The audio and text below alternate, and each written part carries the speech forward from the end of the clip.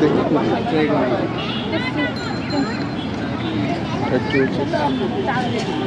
আমি জীবনেও ট্রাই করি নাই। ট্রাই করুন। ওকে ওকে ট্রাই করুন।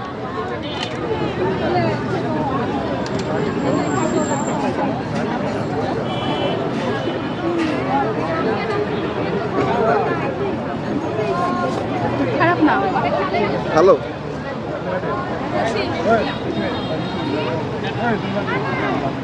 কি খাচ্ছেন?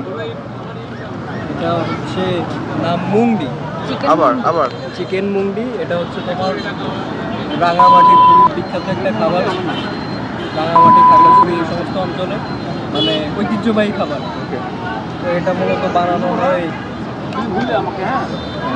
রাইস নুডলস, চিকেন, ধনেপাতা, তারপর এই যে একটা স্যুপ কি দিয়ে বানানো এটা আমিও জানি না।